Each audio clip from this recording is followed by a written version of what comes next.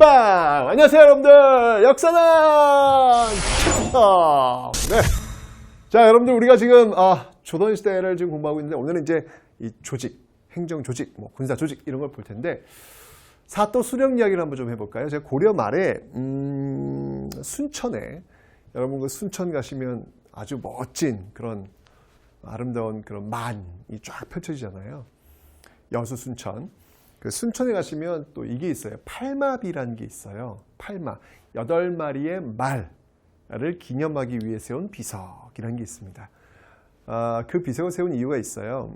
고려 시대에 그 마을에 부임한 사또, 그 사또가 그 마을에 임기를 마치고 떠날 때는 관행적으로 그 떠나는 사또에게 말 8마리를 바쳤나 봐요. 요즘도 왜 그런 거 있잖아요. 왜 이게 이제 그만두고 이제 부서를 이동할 때 왜 그 부서원들이 이렇게 주섬주섬 이렇게 돈 모아가지고 이렇게 주는 거 지금은 좀 없어졌겠지만 저희 때만 해도 있었거든요. 그런 거 같아요. 근데 이게 얼마인 말 8마리야. 말이면 당시 지금으로 본다면 뭐 거의 뭐 억대에 해당하는 그런 차 한 대 값이라고 보시면 돼요. 그게 8마리면 그 마을의 어떤 그 고열을 정말 쥐어짤 수밖에 없는 거잖아요. 이 최석이라는 사람이 이제 거기 부임을 해가지고 이제 임기를 마치고 이제 개경으로 돌아갔습니다. 역시 이제 그 순천 사람들이 또 사또 떠난다고 하니까 또 8마리 말을 또 바쳤나 봐요. 힘들게. 그런데 개경으로 간 최석이 그 8마리와 또 한 마리의 말, 즉 9마리의 말을 돌려보냅니다. 나는 이런 거 안 받겠다. 이런 거 하지 말라. 라고 해서 돌려보낸 거예요. 근데 좋다 이거예요. 8마리를 받았으면 8마리 돌려보내면 되는데 왜 9마리였을까? 이유가 있어요. 이 최석이 이 순천에 부임했을 때 자기가 말을 한 마리 타고 와요. 말 타고 와야 될 거 아니에요. 그죠? 근데 그 말이 순천에서 일을 하는 동안 그 말이 새끼를 낳은 거예요. 네. 그래서 이 최석은 바로 그 한 마리 말은 순천에 살면서 순천의 녹을 먹으면서 낳은 거기 때문에 그건 내 말이 아니라는 것이죠. 그래서 순천 주민들이 냈던 8마리 말과 순천에서 난 그 새끼 한 마리 말까지 다 해서 9마리를 돌려보낸 겁니다. 진짜 이게 진짜 우리 공직자들, 공직자들이 가져야 될 어떤 그런 마음이 아닐까. 고려시대에 세워졌던 그런 비석이고요. 이 비석이야말로 정말 청렴결백을 보여줄 수 있는 어떤 그런 비석이 아닐까. 목민이라는 말이 있습니다. 사또가 그 백성들을 살피기 위한 마음가짐. 그래서 정략의 목민심서라는 게 있잖아요. 이건 뭐 옛날이나 지금이나 마찬가지인 것 같아요. 공직자가 가져야 될 그 마음가짐. 국민들의 세금을 받고 자신의 생계를 유지하는 사람으로서 그 국민들, 백성들을 위해서 어떻게 내가 살아야 되는가를 보여주는 그런 어떤 좋은 이야기가 아닌가라는 생각이 듭니다. 혹시 이 중에서 공직자 생활을 꿈꾸시는 분들 순천의 팔마비 잊지 마시기 바랍니다.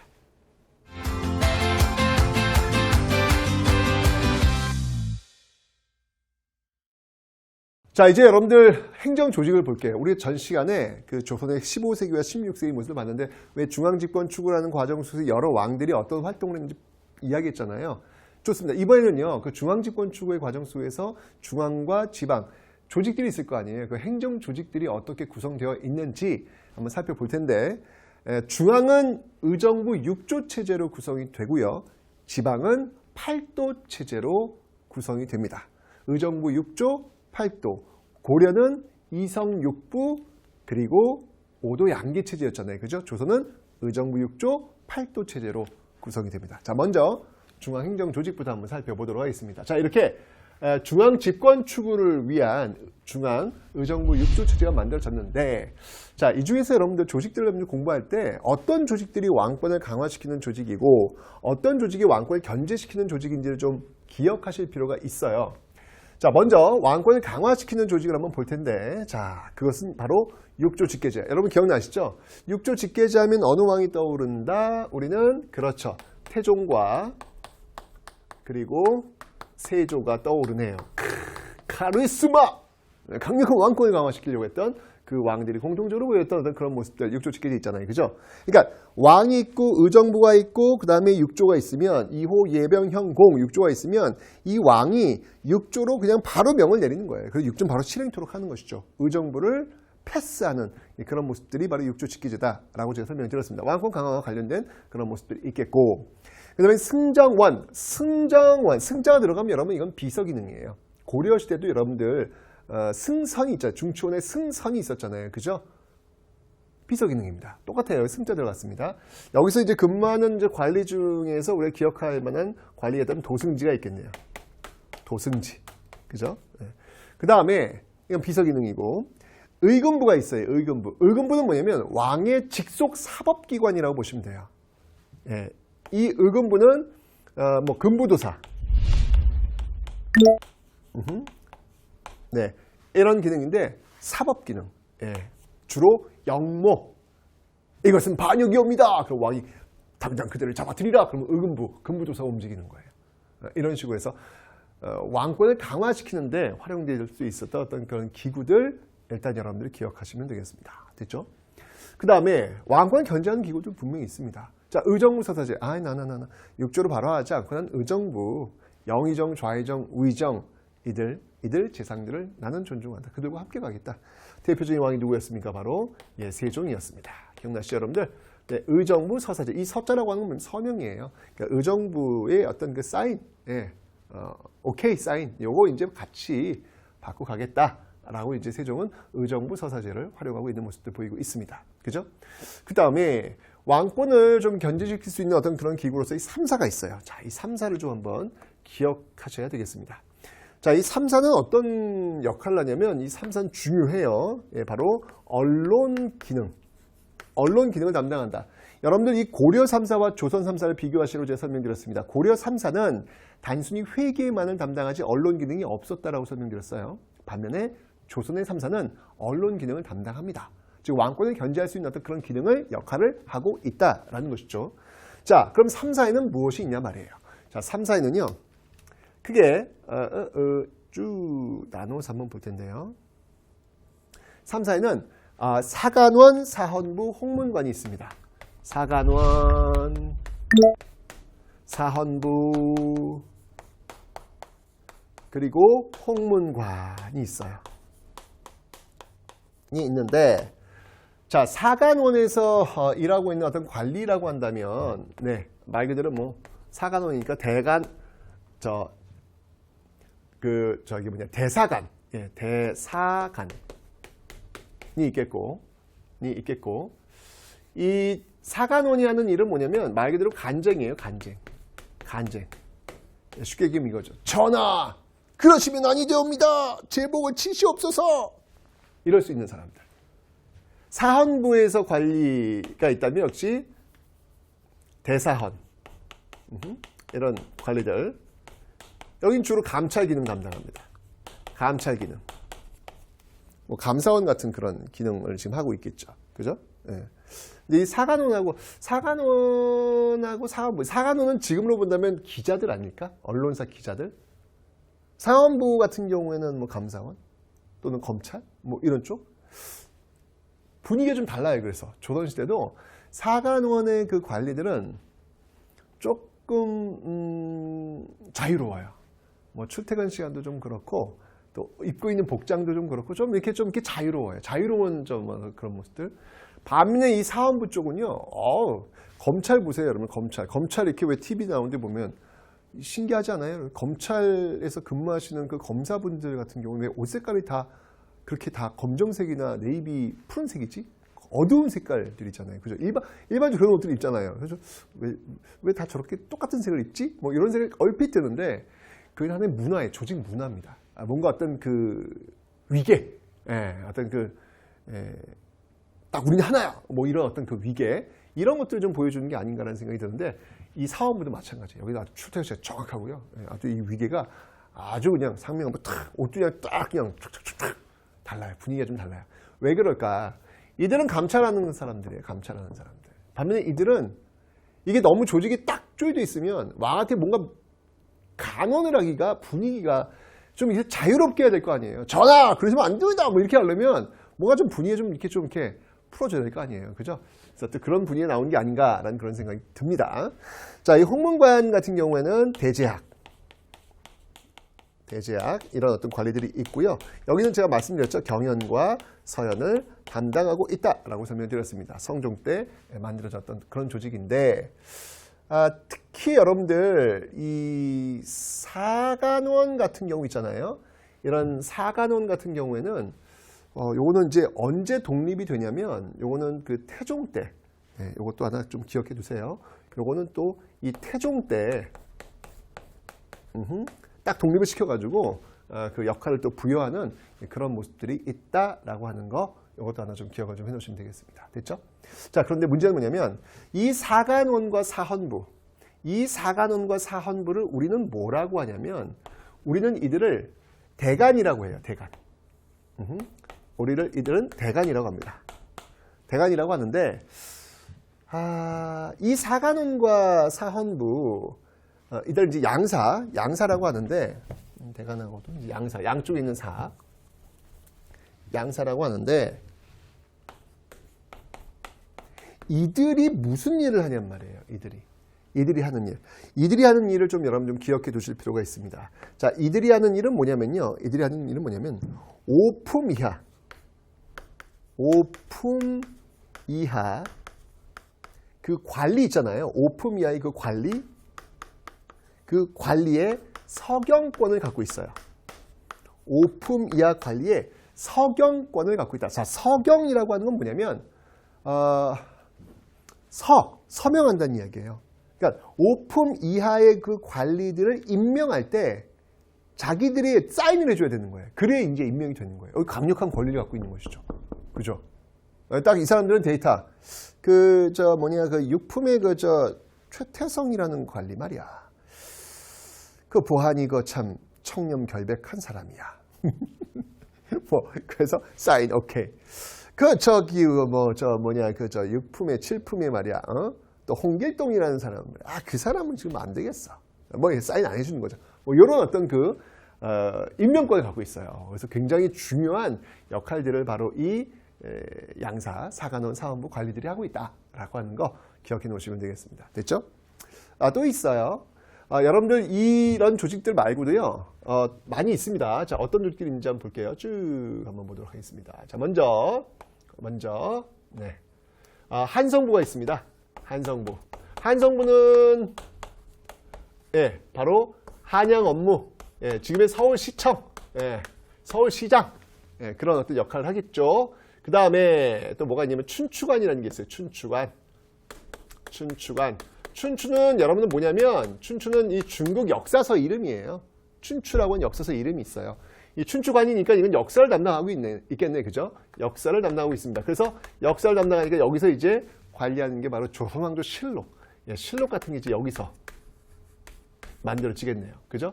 그 다음에 또 하나 여러분이 기억하실 게 있는데요. 그 조직이 뭐냐면 장례원이라는 게 있어요. 장례원이라고 하는 것은 당시 어떤 신문제도에서 굉장히 중요한 노비들 있죠. 이 노비들을 또 담당하고 있는 그런 부서 장례원이라는 것도 하나 기억해 놓으시면 되고요. 그 다음에 여러분 잘 알고 있겠지만 성균관은 또 이 교육을 담당하는 대학교와 같은 어떤 그런 역할들을 지금 하고 있다라는 거 이렇게 여러분 기억을 해 놓으시면 되겠습니다. 됐죠? 자, 이렇게 해서 여러분들 중앙행정조직 기억해 놓는데 특히 이제 3, 4 이렇게 왕권을 견제하고 또 이 관리를 감찰하는 이런 기능들이 잘 정비되어 있는 조직 조선의 모습이었다. 기억하시면 되겠습니다.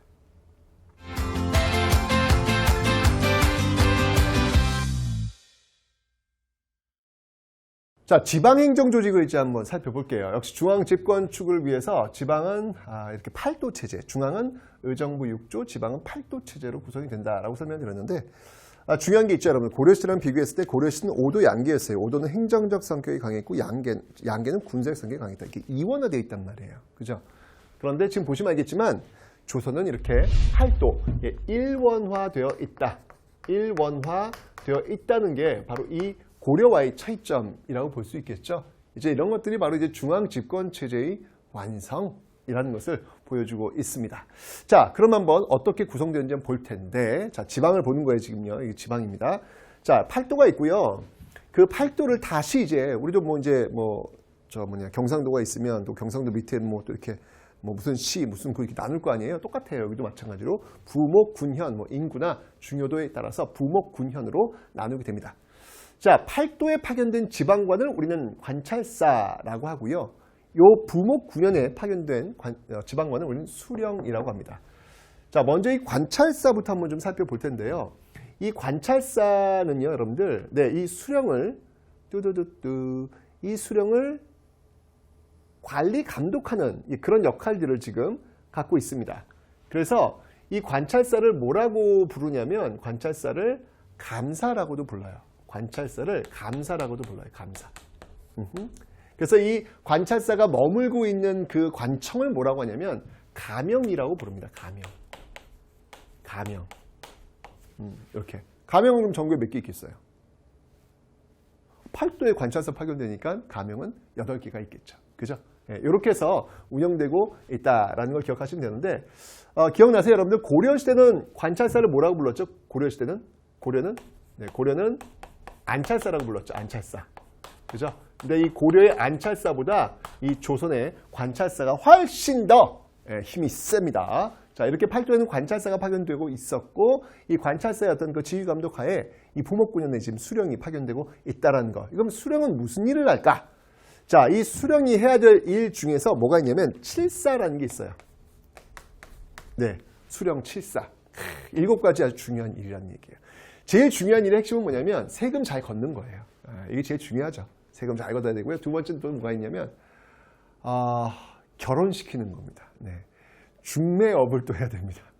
이게 조선시대는 여러분들 결혼을 언제 했냐면 주로 14살, 15살이면 결혼을 해야 돼요. 근데 만약에 노처녀, 노총각의 기준이 몇 살이면 20세예요. 20세. 20세가 되는데도 아직 결혼 안 했어. 그럼 이건 뭐냐면 국가의 우환이에요.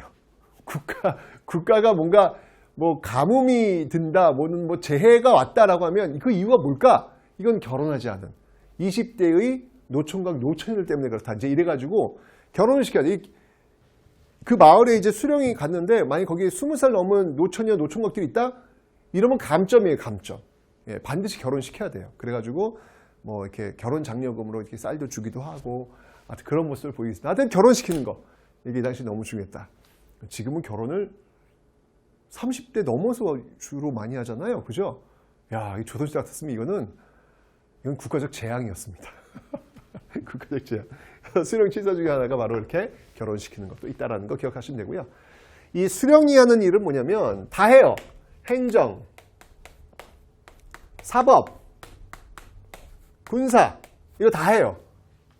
그러니까 어떤 그 마을의 어떤 뭐 치안이나 이런 것도 하고요. 그 다음에 그 마을에서 억울한 일이 생기면 와가지고 판결도 내리고요. 그러니까 법관 역할도 한다는 얘기예요. 그리고 어떤 전쟁터이잖아요. 그럼 군대 이끌고 가야 돼요. 이게 행정, 사법, 군사 모든 일을 다 이 수령이 하고 있다라는 거 기억해 놓으시면 되겠습니다. 그런데 이 수령은 여러분들 중앙에서 파견된 사람이잖아요. 그러니까 그 지역을 잘 모를 수 있지. 또 그 지역 출신은 또 안 뽑아. 내가 좀 설명드릴게요. 이러니까 모를 수 있죠. 그래서 이 수령을 보좌해 주는 사람이 있어야 돼요. 예, 그 보좌해 주는 사람이 누구냐면 바로 향리다라는 겁니다. 향리. 자, 여러분 고려시대 향리와 비교하셔야 돼요. 고려시대 향리는요, 속군, 속현, 향, 부곡소를 다스리고 있는 실질적 지배 세력이라고 제가 설명드렸어요. 반면에 조선의 향리는 여러분 우리가 극에서 보이면 그 이방 이느냐라고 사도가 부르면 뜨뜨뜨뜨 네 사도 뭐 이런 역할 있잖아요. 뭔가 좀 이렇게 약간 좀 간사하고 가볍고 뭐 그런 느낌들 있잖아요. 이건 고려의 향리가 아니라 조선의 향리예요. 그러니까 조선의 향리는 뭐냐면 지방관이 전부 다 파견되는 거예요. 다 파견되니까 그 지역을 실질적으로 다스리고 있는 향리의 역할이 축소될 수밖에 없는 것이죠. 그죠? 단순하게 지역을 다스리는 게 아니라 단순하게 수령을 보좌하는 역할로 떨어지게 됩니다. 그래서 수령의 역할은 떨어지게 되더라라고 하는 것. 하지만 향리도 나름대로의 어떤 그 자기들만의 자치 조직이 있어요. 그 향리들의 어떤 그 리스트를 뭐라고 하냐면 우리는 이거를 단안. 안이라고 하는 건 뭐 양안, 이건 토지 대장, 그죠? 단안, 요거는 이제 이 향리들의 어떤 그 리스트, 자기들 자치 조직이라고 보시면 됩니다. 안자. 그래서 단안이라는 어떤 그런 조직들을 좀 형성하고 있었다라고 하는 거. 그 정도만 여러분 기억해 놓으시면 되겠습니다. 됐죠? 자, 이렇게 가지고 이제 수령이 향리를 데리고 이 부목군을 다스리고 있는 어떤 그런 모습들 보셨는데, 중요한 건 뭐냐면 이 안찰사, 이 관찰사와 이 수령이 있잖아요. 이 조선시대 일원화라고 제가 설명드렸어요. 이 관찰사와 이 수령이 조선시대의 가장 큰 특징은 무엇이다? 바로 모두 전국에 파견된다. 모두 파견된다. 올 전국에 파견된다. 라고 하는 특징을 여러분이 좀 기억해 놓으시면 되겠습니다. 됐죠? 그런데 이 파견의 어떤 원칙이 있어요. 예, 그 원칙은 뭐냐면 그 지역에 파견되고 그냥 주당창 거기 있는 게 아니에요. 임기제가 있어요. 임기제. 딱 정해져 있습니다. 그리고 또 있어요. 제가 방금 설명드렸죠? 그 지역 출신은 그 지역에 파견하지 않아요. 이걸 서로 피한다. 상피제. 임기제, 상피제와 같은 어떤 그런 방법을 통해서 그 지역에서 너무 오래 있거나 또는 또 아는 사람들이 있어가지고 부정과 비리를 저지를 수 있는 어떤 그 길을 막아내려고 하는 어떤 그런 파견의 원칙이 있다라고 하는 거 기억해 놓으시면 되겠습니다. 됐죠?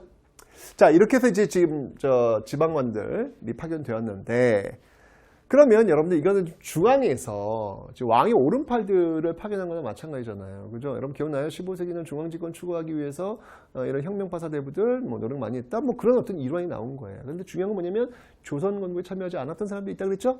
네, 향촌에 낙향했던 사람들이 있더라. 그 사람들이 지향했던 건 뭐다? 중앙집권 아니었습니다. 향촌 자치였습니다. 그죠? 자, 그렇다면 이게 뭔가 충돌하지 않겠어요?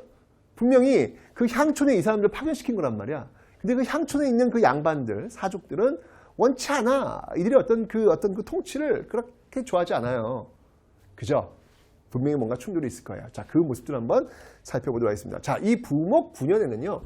이 부목 9년에는 당연히 예, 사족들이 있습니다. 사족들이 있습니다. 우린 이들을 또 사림이다. 나중에 이제 사림파가 되는 거잖아요. 이들이 있어요. 당연히 이들은 이 중앙에서 파견한 이들과는 썩 그렇게 그냥 네, 이럴 수 있잖아요. 그죠? 대립할 수 있는 어떤 그런 모습도 있잖아요. 이 사족과 사림들은요, 어떤 걸 통해 가지고 자신들의 어떤 그 권리, 자신들의 어떤 힘 이런 것들을 유지했냐고 한번 볼게요. 자, 먼저 뭐가 있냐면 유향소라는 게 있습니다.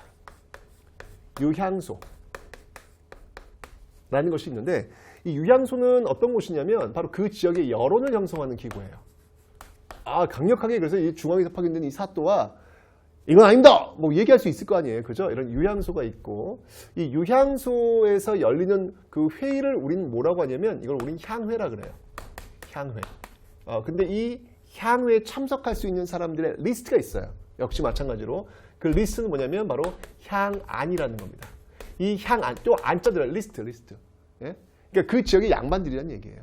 이 리스트에 들어간 사람들이 향회를 해가지고 이런 여론을 형성하는 기관이 바로 유향소다라는 겁니다. 그죠? 이런 걸 통해 가지고 중앙에서 파견된 사람들한테 압박을 넣을 수 있는 것이죠. 또 있어요. 뭐가 있냐면 서원이라는 게 있어요. 서원. 교육기관이에요. 교육기관입니다. 이거는 교육을 하는데 이 교육만 하는 게 아니라 제사도 담당합니다. 그 자신들이 어떤 그 모시고 있는 어떤 스승에 대한 제사 이런 것들도 좀 하고 있고요. 그 다음에 그 향약이라는 게 있어요. 향약.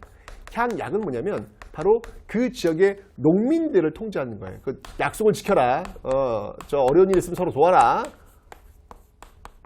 거짓말 하지 마라. 이런 식으로 해가지고 도덕적인 교환을 통해 가지고 또 약속을 지키도록 하는 이런 방법, 농민을 통제하는 어떤 이런 모습들이 있다라는 것이죠. 자, 나름대로 어떤 사족들의 어떤 그런 자치기구를 위한 어떤 그런 조직들이 분명히 있는데, 당연히 중앙에서는 이런 어떤 조직들에 대해서 견제하죠. 여기는 지금 중앙 집권 추구하려는 세력들인데, 그래서 특히 이 유향소 있잖아요. 이 유향소 같은 경우에는 중앙에서 따로 관리하는 조직이 하나 있어요. 그 조직이 뭐냐면 바로 경제소. 그러니까 유향소는 뭐냐면 있다는 거잖아요. 향촌에 있는 기구라는 얘기잖아요. 거꾸로 서울에 있는 조직이에요. 그게 뭐냐면 바로 경제소라는 조직. 경제소. 이거 서울에 있는 조직이라는 걸 통해 가지고 이렇게 견제하는 모습들도 있더라라는 얘기입니다. 여러분 뭘 느끼세요? 중앙이나 지방이나 지금 서로 간에 어떤 그 견제할 수 있는 어떤 그런 조직들이 이렇게 아주 딱딱 이게 맞아 떨어지지 이런 것들이 지금 만들어지고 있다는 이야기죠. 그만큼 조선의 시스템이 앞시대에 비해서 많이 발전하고 있다는 거예요. 부정과 비리를 막기 위한 나름대로 어떤 시스템 조직들이 갖춰지고 있는 상당히 선진적인 어떤 그런 조직들 이런 것들이 지금 갖춰져 있음을 여러분들 기억하시면 되겠습니다.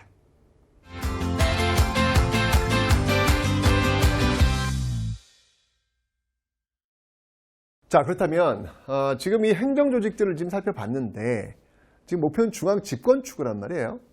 자, 중앙집권축을 위해서 지금 의정부 6조 8도 7을 만들었는데 그러면 관리들을 파견해야 될 거 아니에요.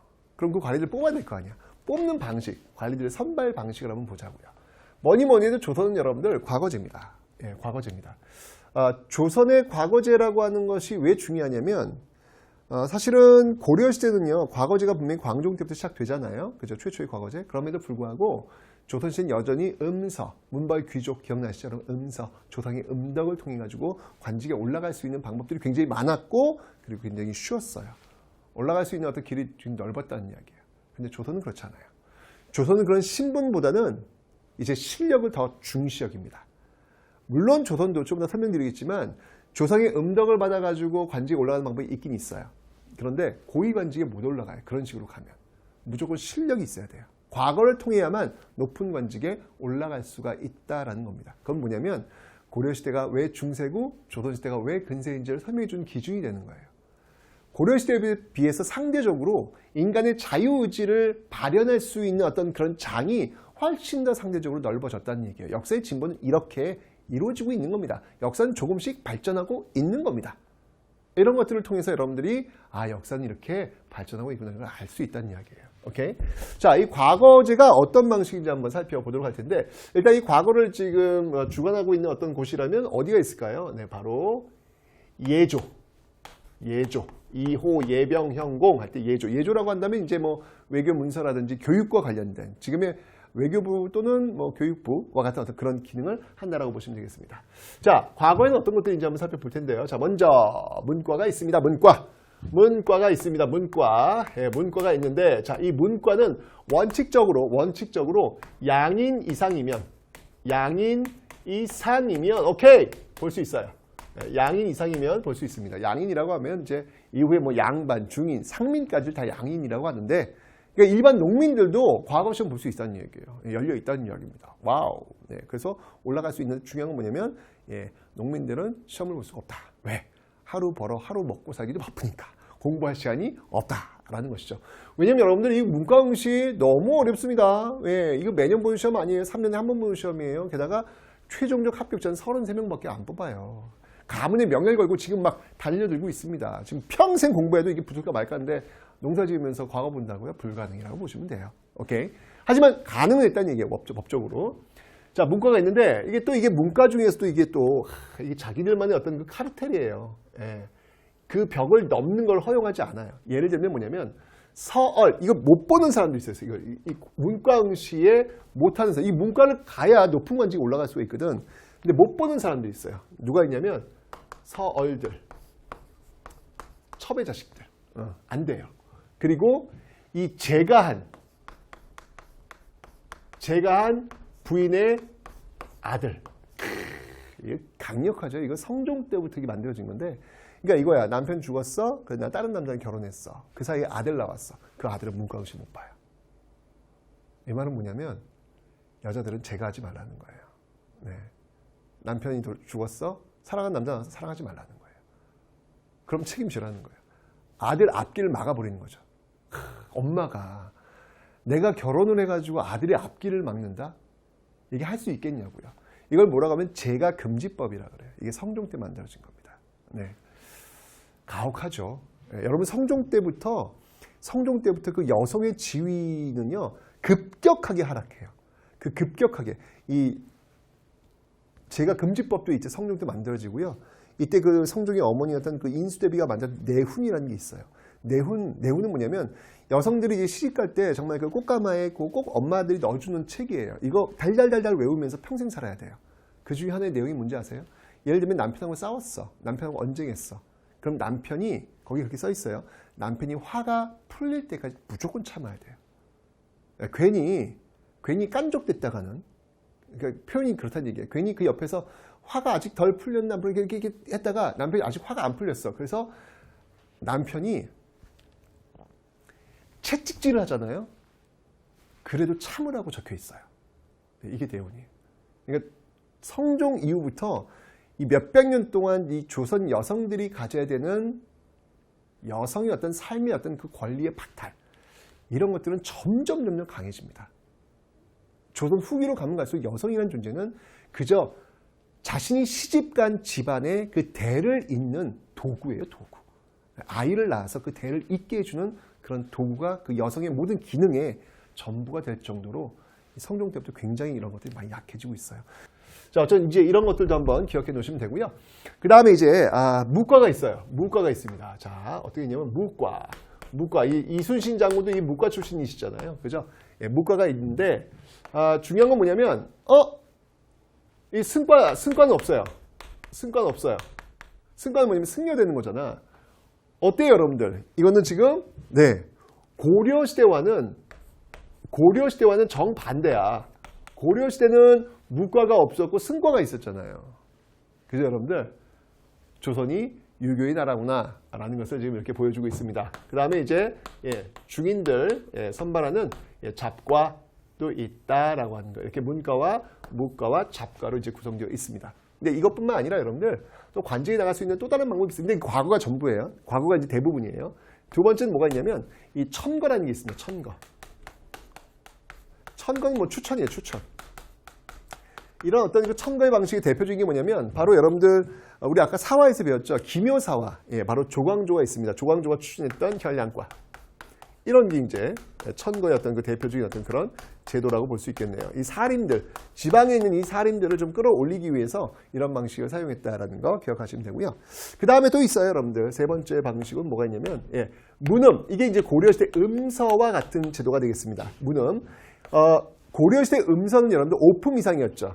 근데 조선의 문음은 2품 이상에 한합니다. 이거 훨씬 더 그 범위도 좁아진 거예요. 그리고 나서 이 출신들조차도 고위 관료 올라가는 건 어려워요. 범위는 좁아졌고 혜택은 더 적어졌고. 예. 역시 조선은 실력을 더 중시하는 그런 나라구나라는 걸 알 수 있습니다. 그 다음에 네 번째, 여기까지 이제 양반들 뽑는 방식이었고요. 이제 중인들 뽑는 방식, 잡과 가서 볼 수 있는데 또 이런 것도 있어요. 취재라는 게 있습니다. 취재. 이건 주로 이제 기술직들에 해당하는 건데, 그냥 기술이 뛰어나면 되는 거예요. 그러니까 혹 잡과를 안 보더라도 기술, 특정한 어떤 그 기술이 있으면 들어갈 수 있는 어떤 그 취재가 있습니다. 이런 건 이제 주로 하급 관리, 하급 관리들이 응시하는 어떤 그런 방식이었다라는 거. 이런 방법들을 통해 가지고 이 중앙과 지방의 관리들을 파견하고 있다라는 것입니다. 제일 중요한 건 뭐냐면 고려에 비해서 상대적으로 사다리 위로 올라갈 수 있는, 실력에 의해서 위로 올라갈 수 있는 그 사다리 폭이 더 넓어졌다. 그래서 중세 고려보다 이 근세 조선이 좀 더 진일보한 사회다라고 이야기할 수 있는 것입니다.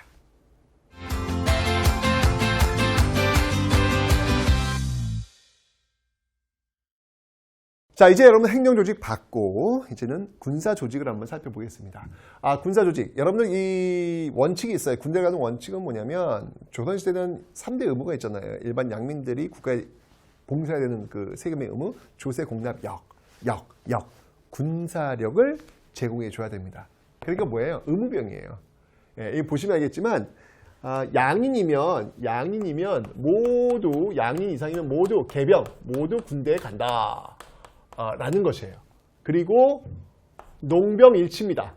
농사 짓는 사람과 병사는 같다 라고 하는 거니까 의무병 제도네요.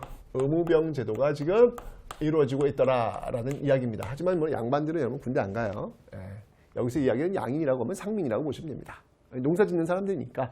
그래서 의무병의 어떤 이런 모습들, 이런 원칙들이 이어지고 있는데 이런 결과 속에서 나왔던 그 조선 전기 군사 조직이 뭐가 있냐면 바로 오위 영진군 체제라는 거예요. 자, 이게 뭐냐면 오위는 중앙군이고요. 영진군은 지방군이에요. 지방군이에요. 자, 뭔지 이게 제가 설명을 드릴게요. 예, 오위와 영진군 체제인데 요게 조선 후기가 되면 뭘로 바뀌냐면 바로 오군영 후기가 되면 오군영과 그리고 속오군영과 속오군 체제로 바뀔 겁니다. 요건 제가 조선 후기 파트 가면 설명을 드릴 거예요. 자, 어쨌건 오위와 영진군 체제로 구성되고 있는데, 자, 이게 뭔지 설명을 드릴게요. 자, 이렇게 이제 여기 이제 우리 나라라고 한번 봅시다. 나라로 보면 중앙군 오위입니다. 오위는 가운데 이렇게 있고 동서남북 중요한 지역에다가 이렇게 중앙에다 중앙, 한양, 도성 이렇게 지키는 어떤 중앙군들 이런 모습들 지금 오위 시스템을 지금 가지고 있다라는 거예요. 오위 만들어졌고요. 그 다음에 이제 영진군이에요. 영은 뭐냐면 여기 지금 이게 북방에 이제 여진족도 있고 그럴 거 아니에요. 그죠? 그런 어떤 그런 지역에다가 영을 설치하는 겁니다. 이게 국방의 요충지, 국방의 요충지에다가 이런 영을 또 설치를 하고 있는 거예요. 이렇게 국방의 요충지에다가 영을 설치하고 있더라. 라고 하는 모습들 쭉쭉쭉쭉쭉 이렇게 영이 이제 설치가 되는 거예요. 그 다음에 진은 뭐냐면 또 이제 마찬가지예요. 진도 어떤 그 특정의 어떤 곳은 영, 어떤 곳은 진. 둘 다 공통점은 국방 요충지예요. 설치가 되는데 자 보세요. 자 이렇게 예를 들어서 요 한 지역에 진이 설치됐다라고 한번 제가 가정을 한번 해보겠습니다. 자 여기 또 이제 진이 설치됐어요. 여기는 진이 이렇게 설치가 됐습니다. 진이 설치됐는데 이게 이제 어떤 식으로 방어를 했냐면 이게 지금 영과 진이에요. 영과 진. 어느 지역은 영, 어느 지역은 진. 이렇게 이제 영진군 형태가 이제 지방군의 어떤 형태인데 이 지역이 지금 다스리는 방식이 있어요. 어떻게 다스리냐면 이 진은요. 진관체제 형태로 이 지역을 지킵니다. 자, 무슨 말인지 설명드릴게요. 자, 이 지역은 여러분들 진관체제. 진관체제의 방식으로 이 지역을 다스려요. 이 진관체제란 뭐냐면 지역 방어체제를 얘기하는 거예요. 지역 방어체제. 즉 외적이 쳐들어오면 이 진에서 맞서 싸우는 거예요. 그러니까 다른 지역과 이렇게 막 손을 잡고 하는 게 아니라 이 지역에서 맞서 싸우는 거예요. 그래서 이 지역이 졌어. 그러면 그 다음 진에서 또 맞서 싸우는 거예요. 이런 식으로. 이 지역에 자치적으로 지역 방어하는 이런 시스템이다라고 하는 거. 그 지역. 그러니까 여러분 축구에 보면 왜 대인 방어 있잖아요. 지역 전술. 그러니까 왜 자기가 지키고 있는 지역이 있을 거 아니에요. 그 지역을 지키고 있잖아요. 그 지역을. 그죠?